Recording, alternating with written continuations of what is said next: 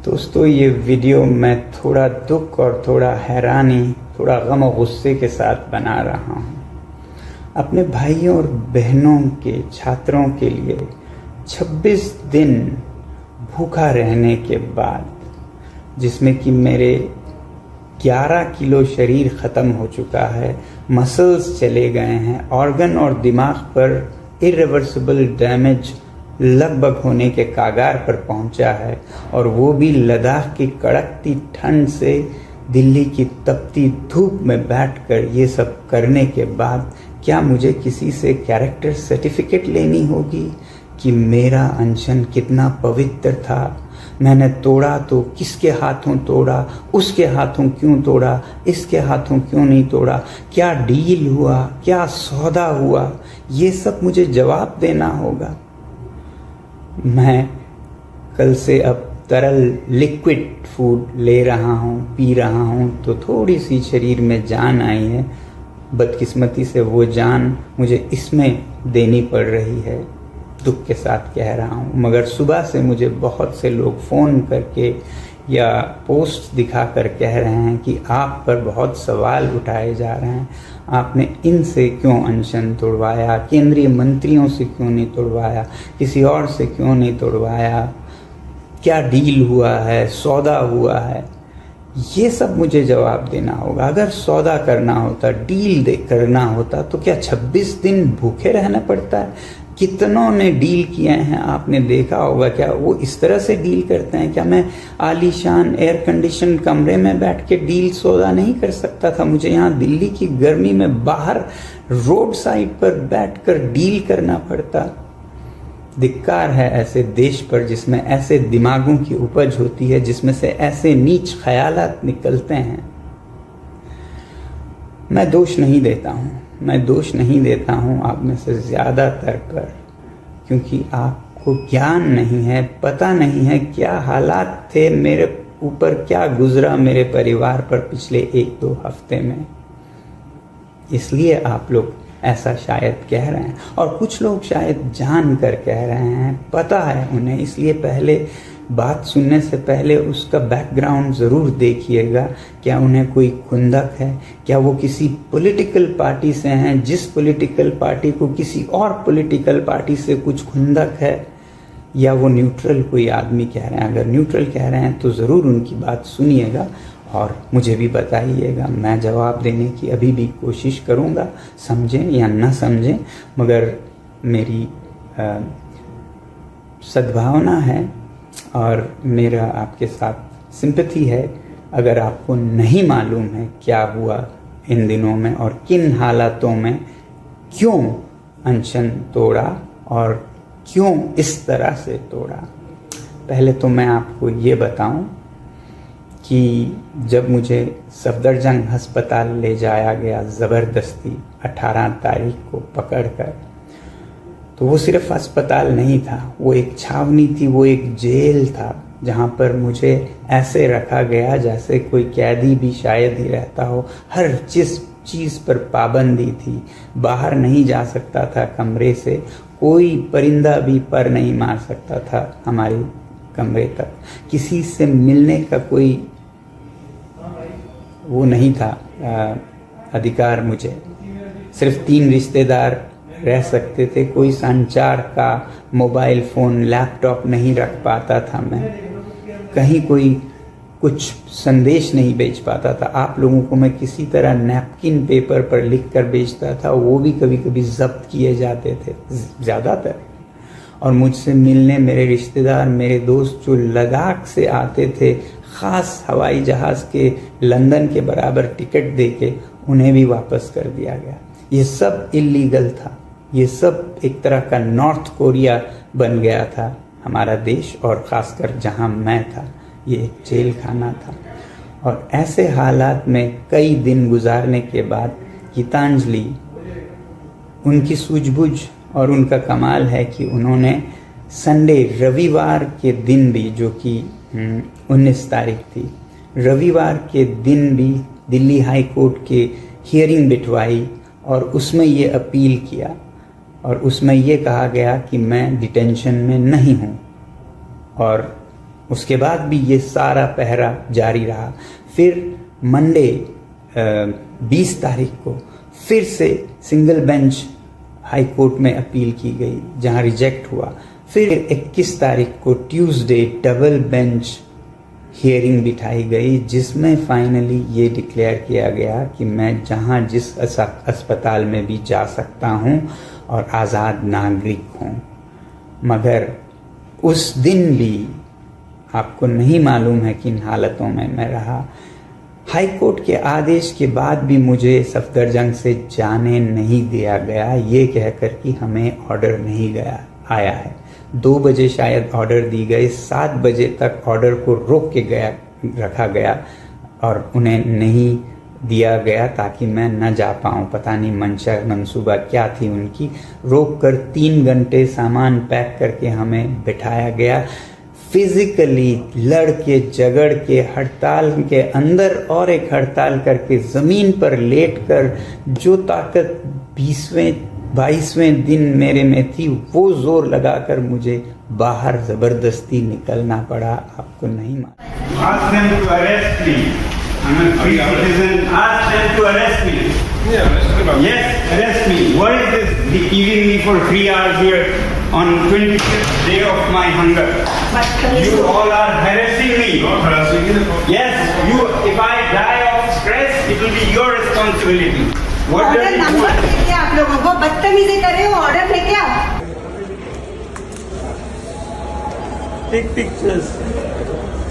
Let's see who snatches your phone. Sir आपको high court का order अभी नहीं आया, जैसे आता है डॉक्टर से रेडी है। ऑर्डर क्यों नहीं आया? तो आपके पता कीजिए। दैट इज आप It is digitally everywhere. The world knows. Sir. Except you, the world knows. ये वीडियोस जारी नहीं किए, ये सोचकर कि किसी मासूम, तो क्या कहूँ, हेल्पलेस पुलिस अधिकारी के चेहरे आ जाएं, उनके नौकरी पर बात आ जाए, इसलिए नहीं रिलीज़ किया। अब ये बात आई है तो मैं कुछ अंश दिखाऊंगा। ये वीडियोस भी बाहर ना जाएं, इस पर हमारे फ़ोन पर छीना झपटी हुई, तोड़ फोड़ हुआ और हमने किसी भी तरह ये वीडियोस रखे, मगर मैं रिलीज़ नहीं कर रहा हूँ। छोटा आपको एक नमूना दिखाऊंगा। ऐसे हालात से हम गए मेदांता हॉस्पिटल गुड़गांव में। हमने सोचा अब हम आज़ाद नागरिक हैं, यहाँ पर आज़ादी होगी, मगर नहीं। हमें बाद में पता चला यहाँ भी वैसी ही छावनी बनाई गई।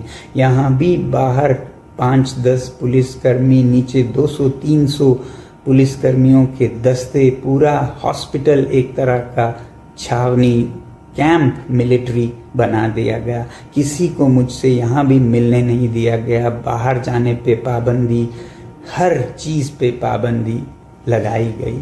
ऐसा मेरे साथ ट्रीटमेंट किया गया। अभी भी हो रहा है, अभी भी हो रहा है। आप लोग आके देखिएगा, बहुतों में आप लोगों ने देखा है। तो 21 तारीख को ट्यूसडे को ऑर्डर के बाद रात को मैं यहाँ गुड़गांव के हॉस्पिटल वेदांता अस्पताल में पहुंचा और उसी रात देर रात केंद्रीय मंत्री जेपी नड्डा जी और जितेंद्र सिंह जी आए। मुझे बताया गया इस एजेंसी के अफसरों ने कि वो आ रहे हैं कुछ बात करने, और फिर आए और उन्होंने कहा कि आप अनशन तोड़िएगा, हम चाहते हैं अनशन आपका न रहे, वगैरह वगैरह। मैंने उन्हें कहा कि मैं यूं ही तोड़ने के लिए तो बैठा नहीं हूँ, शर्तें होंगी, उनको आप माने तो मैं अनशन तोड़ भी दूंगा। तो शर्तें पूछी गई हमसे। मैंने कहा अकाउंटेबिलिटी इन एजुकेशन मिनिस्टर का रेजिग्नेशन। वैसे ही मैंने कहा जो छात्र हैं सुसाइड विक्टिम्स, उनको कॉम्पनसेशन दिया जाए। पार्लियामेंट में इस इशू पर और अकाउंटेबिलिटी पर पूरा बहस किया जाए। और एक नया हमने जोड़ा, जो भी छात्र सीजेपी के और बाकी उनके लीडरशिप जिन्होंने प्रदर्शन किया है पीसफुली जंतर मंतर पर, और फिर 20 मार्च को संसद मार्च किया, उनमें से किसी पर भी कोई कानूनी कार्रवाई नहीं किए जाएंगे, एफआईआर नहीं किए जाएंगे, तब मैं ये अनशन तोड़ूंगा। तो उन्होंने 1-2 को तो मानने की रजामंदी जाहिर की, 2-3 पर वो पूछ के बताएंगे ऐसा कहा और फिर वो चले गए। अगले दिन शायद वो आएंगे ऐसा मुझे बताया गया था कि आप तोड़िएगा, हम इस पे बात करके आएंगे और हम आपको अनशन तोड़वाएंगे। मगर मैं नहीं चाहता था कि मैं अनशन उनके हाथों तोड़ूं, केंद्रीय मंत्रियों के हाथों। इसीलिए मैंने मांग की कि जो हमारे अलग अलग दलों के, राजनीतिक दलों के सांसद हैं वो सब जितने आ सकें आएं और फिर हमारे छात्र नेता सीजेपी के आएं और लद्दाख के जो नेता लद्दाख से यहाँ आए थे वो आएं और उन सब के उपस्थिति में मैं अनशन तोड़ूं। अगले दिन मैंने इसके लिए उम्मीद की और आए भी लोग यहाँ पर। मगर अगले दिन सांसद आए कोई 15 से 20, उन्हें किसी को अंदर नहीं आने दिया गया। बाहर गेट पर खड़ा कर 3-3, 4-4 घंटे इंतज़ार करवाया गया। सीजेपी के हमारे छात्राएं आई थी, उनको भी रोक कर रखा गया। लद्दाख के नेताओं को तो पूरा आधा दिन इंतज़ार करवा के शाम को खाली हाथ लौटा दिया गया। इस तरह से उन पर क्रूरता से व्यवहार किया गया। मुझसे, एक आज़ाद नागरिक से, जिसे दिल्ली हाई कोर्ट ने आज़ाद डिक्लेयर किया था, उससे मिलने तक नहीं दिया गया। अब हम इस पर कंटेम्प्ट ऑफ कोर्ट का कार्यवाही शुरू करने की सोच रहे हैं। अगर कोर्ट ने हमें कहा कि हम जहां चाहें जा सकते हैं, मिल सकते हैं, तो किसने और क्यों ऐसे लोगों को रोका है? तो पूरा दिन जो 22 तारीख का था वो इसी में चला गया और जो केंद्रीय मंत्री थे वो तो आए नहीं, वो अपने मीटिंग्स करते रहे। हाँ, उन्होंने एजेंसीज के ज़रिए मुझसे हम ये मानेंगे, ये नहीं मानेंगे, ये नेगोशिएशन पूरा दिन चलता रहा, अगले दिन तक भी, जिसमें वो इस्तीफ़ा, राज़ीनामा जो धर्मेंद्र प्रधान जी का है उस पर तो वो टाइम लेना चाहते थे, अभी हम नहीं कह पाते हैं वगैरह वगैरह।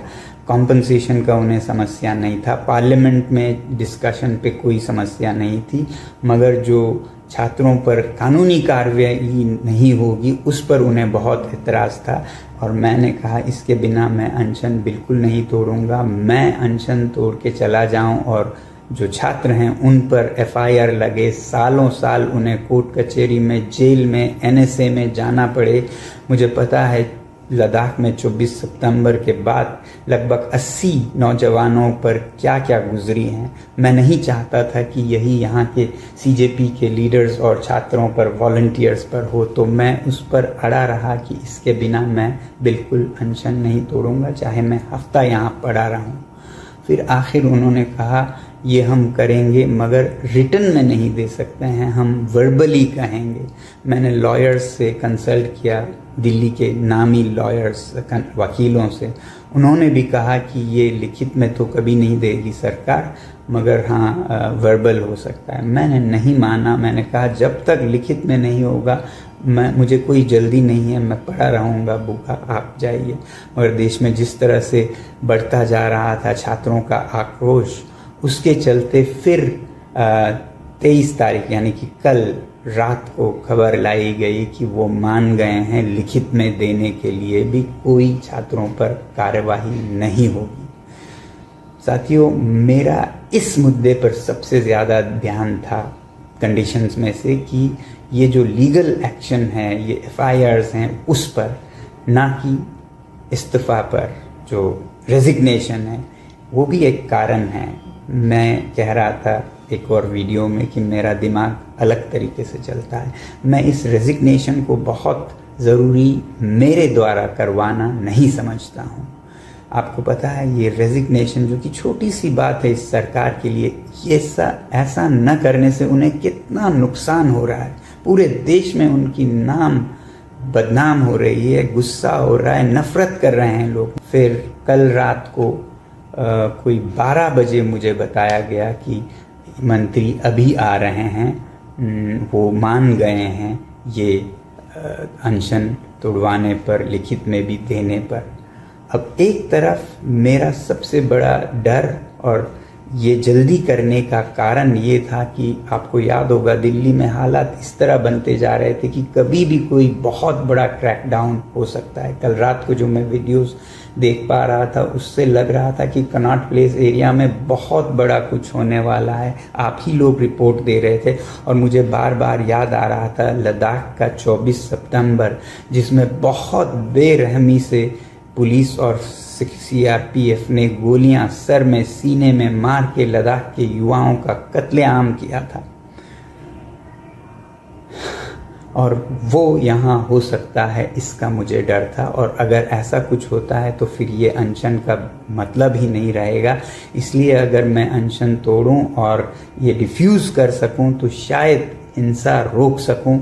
ऐसा सोचकर मैं राज़ी हुआ अनशन तोड़ने को।